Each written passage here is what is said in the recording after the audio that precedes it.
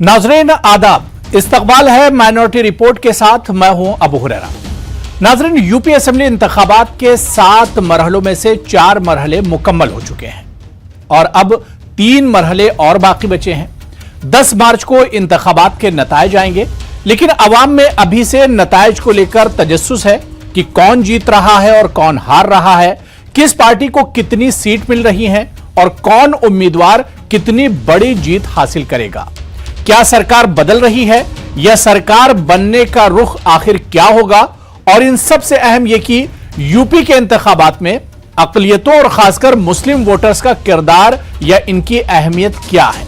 इन तमाम इश्यूज को minority report में तफसील से जानेंगे।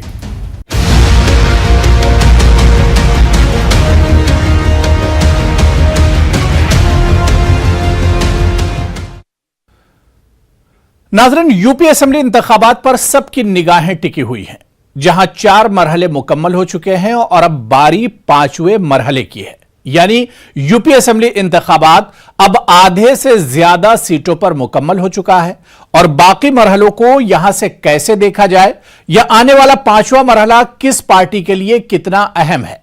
5वें मरहले में मुस्लिम वोटर्स की अच्छी खासी तादाद है। ये वोटर्स किस पर भरोसा करेंगे, इसके अलावा पिछले 4 मरहलों से क्या कुछ इशारा मिल रहा है। सबसे पहले आप ये रिपोर्ट देखिए, इसके बाद इस पर तफसील से चर्चा भी करेंगे।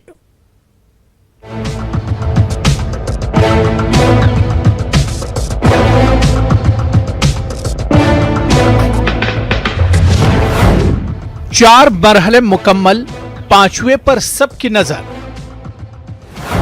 5वां मरहला किसके हक में होगा फैसला, कौन मारेगा इस बार यूपी का मैदान। यूपी असेंबली इंतखाबात के 7 मरहलों में से 4 मरहले मुकम्मल हो चुके हैं। चौथे मरहले में 9 अजला की 59 सीटों के लिए 23 फरवरी को वोट डाले गए। यूपी असेंबली इंतखाबात में कुल 7 मरहले हैं, यानी अब यूपी असेंबली इंतखाबात का आधे से ज्यादा मरहला मुकम्मल हो चुका है। कुल 403 सीटों में से अब तक 231 सीटों पर वोटिंग का अमल मुकम्मल हो चुका है और अब 172 सीटों पर चुनाव होना बाकी है। यानी आने वाले 3 मरहलों में अब 172 सीटों पर वोटिंग होगी। अब यहां से यूपी असेंबली इंतखाबात पर कयास आराइयां शुरू हो गई हैं कि आखिर इन 4 मरहलों में हुई पोलिंग से क्या नतीजा अखज़ किया जाए।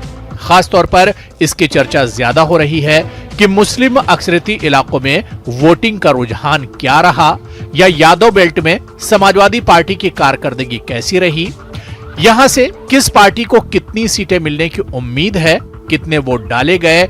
इस हवाले से वोटर्स के मिजाज का अंदाजा लगाया जा रहा है। ये अंदाजा लगाने की भी कोशिश की जा रही है कि अगर कम या ज्यादा वोट पड़े तो किस सीट से फायदा हो सकता है। इसके लिए जरूरी है कि हम गुज़िश्ता इंतखाबात पर नजर डालें।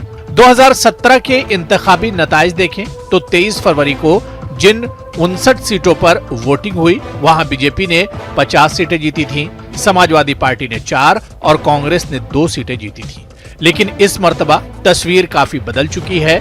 इस बार समाजवादी पार्टी के सदर अखिलेश यादव और राष्ट्रीय लोकदल के सदर जयंत चौधरी ने बीजेपी के 2017 की कामयाबी के तिलिस्म को तोड़ने के लिए इत्तेहाद किया है। इसकी वजह रही 1 साल तक चलने वाली किसान तहरीक। इन दोनों पार्टियों के इत्तेहाद ने पूरे मगरबी यूपी की सियासी तस्वीर ही बदल दी। ये इत्तेहाद सियासी तौर पर तो मजबूत हुआ ही, फिरका परस्तों के हौसलों को भी पस्त कर दिया। पहले मरहले में जहां जयंत चौधरी ने मजबूती के साथ अपनी मौजूदगी का एहसास कराया, वहीं दूसरे मरहले में अखिलेश यादव ने अपना दावा मजबूत कर लिया। दूसरे मरहले में जहां पोलिंग हुई, वहां मुस्लिम वोटरों की तादाद काफी ज्यादा है। तज्जियाकार कहते हैं कि गुज़िश्ता असेंबली इंतखाबात से इस बार हालात काफी बदल गए हैं। पिछली बार बीएसपी को वही मुस्लिम वोट मिले थे जहां उम्मीदवार भी मुस्लिम थे, वहीं बीजेपी ने जाट और गुज्जर वोट भी बड़ी तादाद में हासिल किए थे। इस बार एसपी और आरएलडी के एक साथ मैदान में आने से इस बात का कवी इम्कान है कि मुस्लिम वोट एसपी और आरएलडी के उम्मीदवारों को ही जाएगा। जाट और गुजर वोटर, किसानों की तहरीक, गन्ना जैसे मसाइल पर बीजेपी से नाराज नजर आ रहे थे। इसका इन्होंने खुलकर इजहार भी किया, इसलिए वो एसपी और आरएलडी के साथ जा सकते हैं। इसी नुक्ते नजर से माना जा रहा है कि इन सीटों पर ज्यादा वोटिंग बीजेपी के लिए नुकसानदेह साबित हो सकती है। अगर वोटिंग के रिवायती अंदाज को समझा जाए तो मुस्लिम अक्सरियती बूथों में ज्यादा वोटिंग से सीधा बीजेपी को नुकसान होगा और इसका बराह रास्त फायदा एसपी और आरएलडी को होगा। ताहम बीजेपी ने पोलराइजेशन की भरपूर कोशिश की।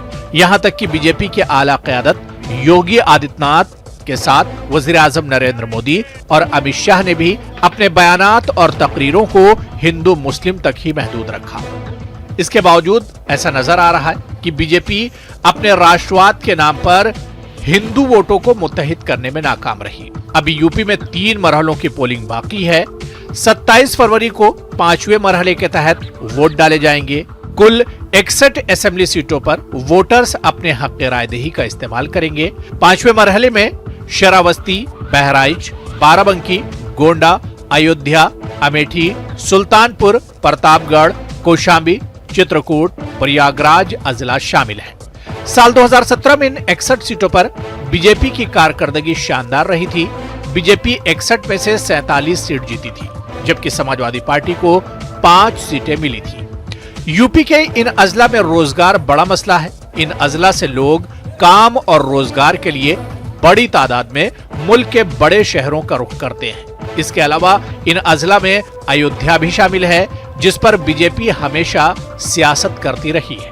अब देखना यह अहम होगा कि 5वें मरहले में किसका भला होगा।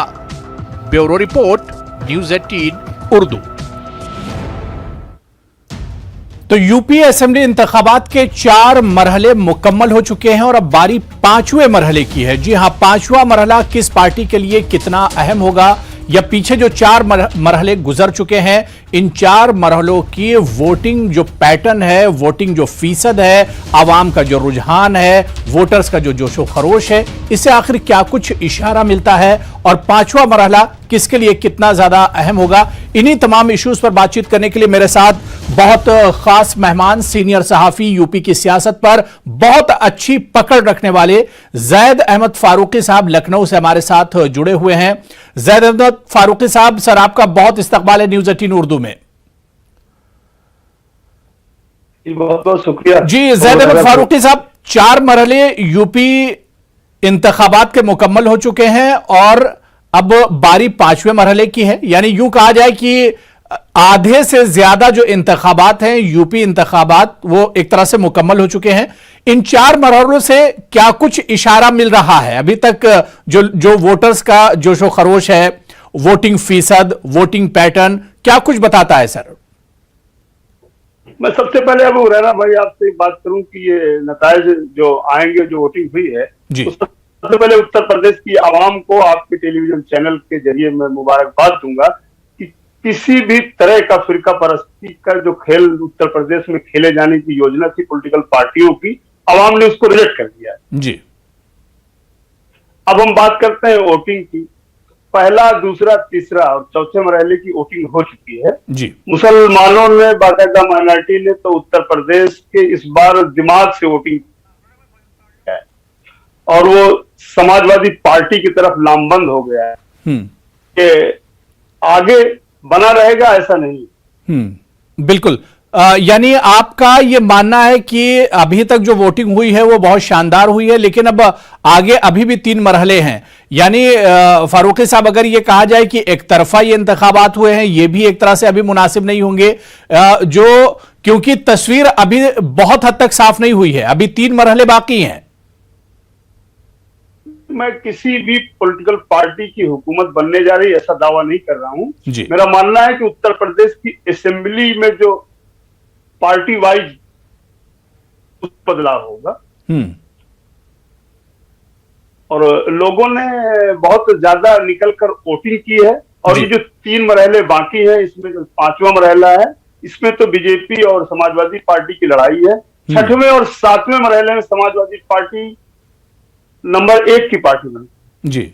पिछले अगर मरहलों की हम बात करें, पिछले 4 मरहले, क्योंकि कहा जा रहा था कि पहला जो मरहला था वो बहुत अहम था क्योंकि वहां पर किसान वोटर्स की तादाद अच्छी खासी थी, जाट वोटर्स की तादाद अच्छी खासी थी।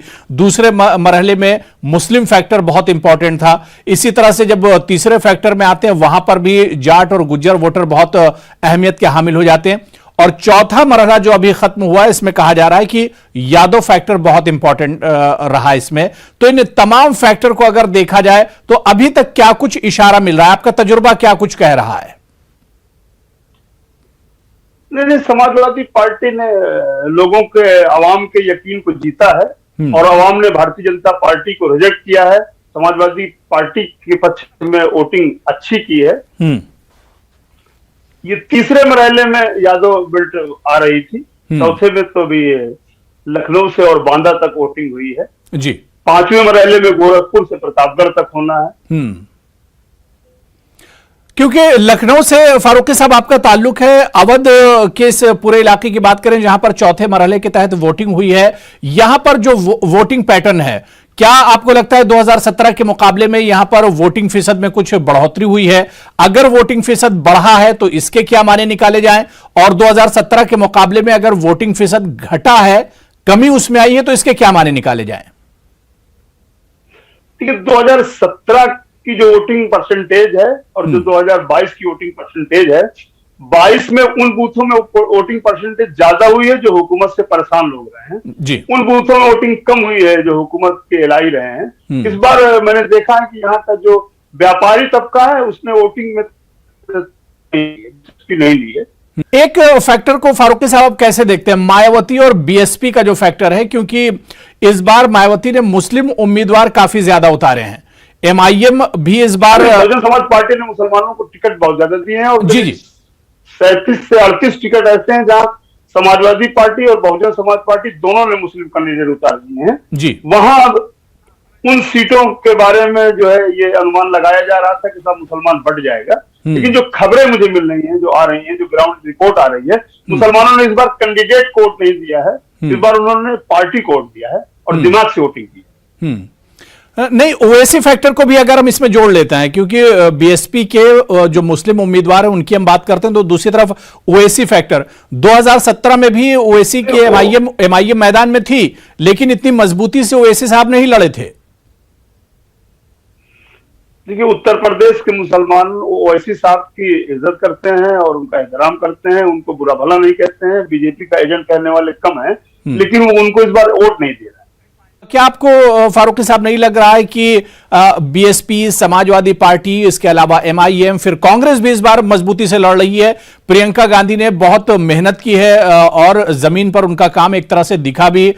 लखीमपुर, उन्नाव, जहां भी कोई इस तरह का वाकया या हादसा हुआ, प्रियंका गांधी सबसे पहले पहुंचती थी। तो आपको नहीं लग रहा है कि ये जो सेकुलर पार्टियां और सब के सब मजबूती से लड़ रही हैं, तो इसका असर क्या होगा? आपकी बात सही है, प्रियंका गांधी ने मेहनत की है और कांग्रेस को इसका बेनिफिट 2024 में मिल पाएगा। उत्तर प्रदेश में कांग्रेस ने अवाम को ये एतमाद दिलाने में नाकाम रही है कि वो भारतीय जनता पार्टी से लड़ाई लड़ रही है। नहीं, मुस्लिम 2024 में मिल सकता है जी। मुस्लिम वोट तकसीम होने को लेकर, क्योंकि आप 2017 में देखिए फारूकी साहब कि जहां पर मुस्लिम अक्सरियत थी, मुस्लिम वोटर्स की तादाद ज्यादा थी, वहां से बीजेपी सीट जीत कर आई थी और ऐसी सीटों की तादाद काफी ज्यादा थी। तो क्या इस बार आपको नहीं लग रहा कि मुस्लिम वोट जो है वो बढ़ सकता है? जो पिछली बार हुआ है वो इस बार होने नहीं जा रहा है। मुसलमानों ने इस बार वोटिंग जो की है, उन्होंने एक तरह से 5 साल और उत्पीड़न था उसको देख के वोटिंग की है और उन्होंने ये माना है कि समाजवादी पार्टी ही भारतीय जनता पार्टी को शिकस्त दे सकती है, इसलिए समाजवादी पार्टी को वोट दिया है उन्होंने। नहीं तो बड़ा फैक्टर आप क्या देखते हैं? 5 सालों में क्या ऐसा उथल पुथल हुआ, क्या ऐसी सियासी तब्दीली हुई जिसकी वजह से जो मुस्लिम जो हैं वो मुत्तहिद होने जा रहे हैं या एक तरफा किसी पार्टी के हक में जा रहे हैं? इसकी बड़ी वजह आप क्या देखते हैं?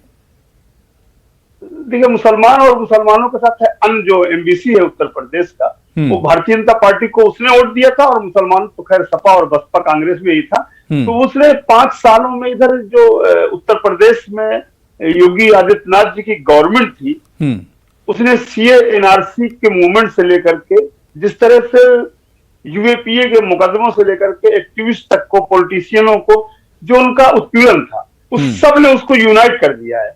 और 2-3 बिरादरियां जो बीजेपी की खास थी 2017 में, जिसे हम मौर्य कहते हैं, कुर्मी पटेल कहते हैं, राजभर कहते हैं, इन लोगों ने वोट दिया था, तो एमबीसी भी इनके साथ जुड़ गया है। जैद साहब, पांचवा मरहला, क्योंकि जहां से आपका ताल्लुक है लखनऊ के आसपास और अवध के आसपास का ही ये पूरा इलाका है जहां पर पांचवें मरहले में अब पोलिंग होगी 27 तारीख को, तो पांचवें मरहले को किस तरह से आप देखते हैं? क्या कोई बड़ा बदलाव देख पा रहे हैं इस बार? मरहले में मेरा ये मानना है कि भारतीय जनता पार्टी पांचवें में कुछ बेहतर कर सकती है और मरहलों से। नहीं, 2017 से लेकर प्रतापगढ़ तक वोटिंग है जी। 2017 में भी बीजेपी की कारकर्दगी पांचवें मरहले में बहुत शानदार रही थी। जी सर जी, वो 2017 लेकिन और मरहलों से कुछ बेहतर पांचवा मरहला, क्योंकि गोरखपुर से मुख्यमंत्री योगी आदित्यनाथ भी इलेक्शन लड़ रहे हैं और प्रतापगढ़ तक लगता है ये, तो प्रतापगढ़ और प्रयागराज ये पांचवें मरहले में आते हैं। नहीं, तो इस मरहले में लोगों के मसाइल भी तो बहुत हैं, उसे भी तो आप देखेंगे ज़ैद अहमद फारूकी साहब। लोगों के जो मसाइल है और खासतौर से ये जो बेल्ट है जहां पर पांचवें मरहले में अब इंतखाबात होने जा रहे हैं, वोटिंग होने जा रही, यहां पर लोगों का सबसे बड़ा मुद्दा जो है वो रोजगार का है। आप देखिए कि लखनऊ, बाराबंकी और फैजाबाद और इधर आगे के जितने अजला हैं, यहां के लोग आमतौर से मुंबई या दिल्ली या हैदराबाद का रुख करते हैं रोजगार के लिए। तो रोजगार यहां के लोगों का एक बड़ा मुद्दा है। नहीं, रोजगार तो उत्तर प्रदेश का पूरा मसला बन गया था 2017 से 22 तक। यहां का भी था और भी जगहों का था जी। तो लेकिन छठवें और सातवें मरहले में समाजवादी पार्टी नंबर 1 की पार्टी बन के उभरेगी, जहां जहां भी वो कम करेगी पूरा कर लेगी। 2017 में भी उसका प्रदर्शन सातवें मरहले में बहुत अच्छा था समाजवादी पार्टी का अन्य मरहलों से।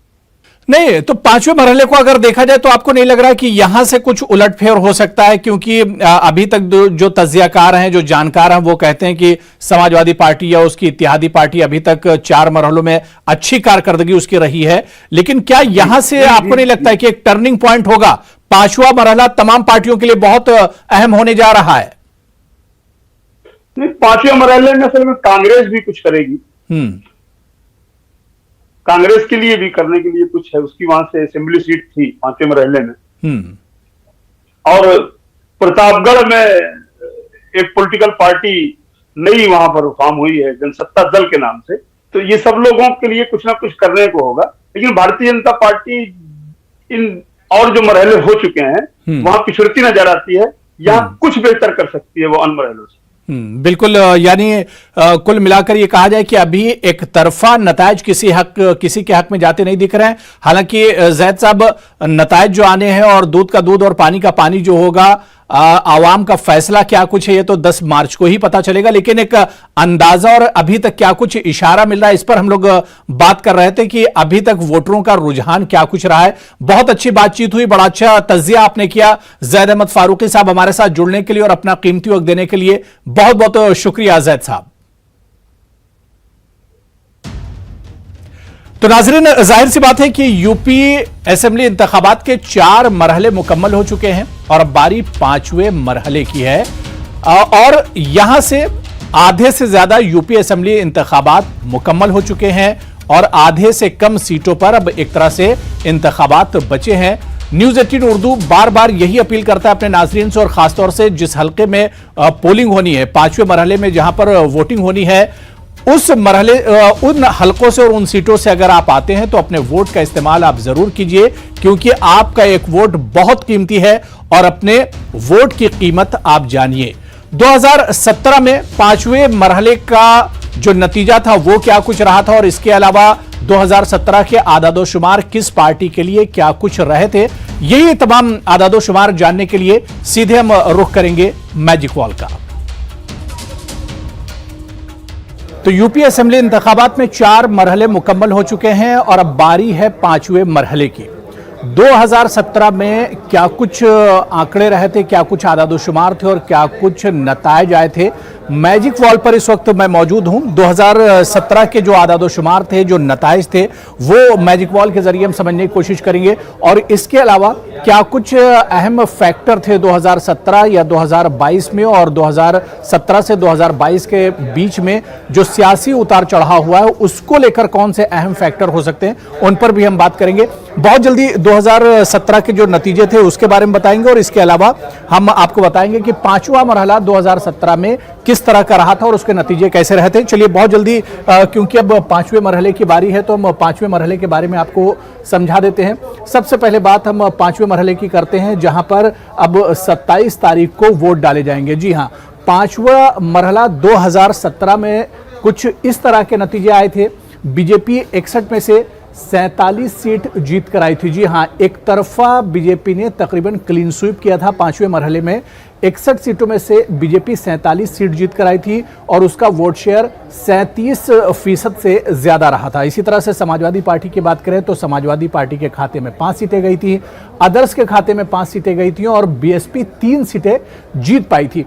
तो ये तस्वीर एक तरह से 2017 का जो 5वां मरहला था उसका था। और यहां पर नक्शे पर भी आप देखिए कि तकरीबन सेंट्रल यूपी जो है, जो उसके ये तकरीबन अजला हैं, इन 9 अजला की 61 सीटें हैं। और जो इस नक्शे में येलो कलर आप देख पा रहे हैं, ये तमाम का तमाम ये यहाँ पर दिखाता है कि ये यहाँ पर बीजेपी की जीत हुई थी। और जो छोटे छोटे से लाल रंग आपको नक्शे पर दिख रहा है, ये तमाम सीटें हैं समाजवादी पार्टी की। समाजवादी पार्टी 5 सीटें जीत कर आई थी 2017 में। लेकिन अब तस्वीर बहुत हद तक बदल चुकी है और इसके अलावा बीजेपी की शानदार जीत तो हुई थी 2017 में, लेकिन कौन कौन से अहम फैक्टर थे, अगर उन फैक्टर्स की हम बात करें तो सबसे पहले यह अहम हो जाता है कि मुस्लिम फैक्टर कितना इंपॉर्टेंट है इस 5वें मरहले में, जिसके तहत 27 तारीख को वोट डाले जाएंगे।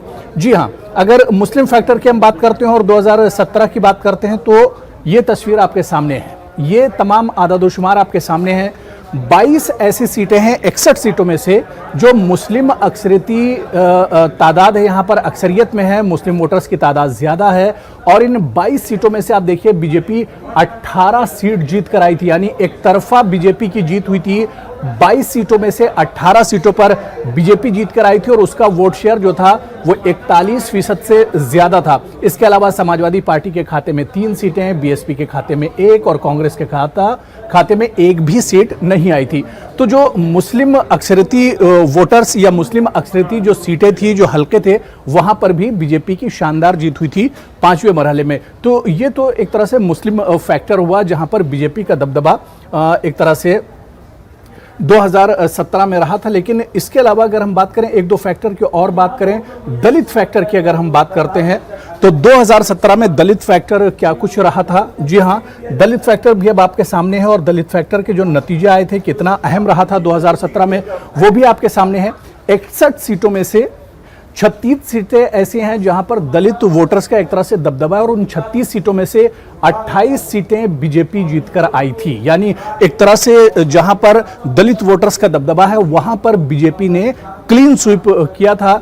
समाजवादी पार्टी 4 सीट जीत कर आई थी, बीएसपी 1 सीट जीती थी और अदर्स के खाते में 2 सीटें गई थी। लेकिन एक चीज यहां पर अहम है कि क्योंकि दलित वोटर्स का ताल्लुक हमेशा समाजवादी पार्टी और बीएसपी से खासतौर से माना जाता है, इस वजह से आप देखिए कि बीएसपी की सीट जरूर 1 थी लेकिन उसका जो वोट शेयर था वो 22% से ज्यादा रहा था, जबकि 28 सीटें लाकर बीजेपी का जो वोट शेयर था वो तकरीबन 40% के आसपास, 39% से ज्यादा रहा था।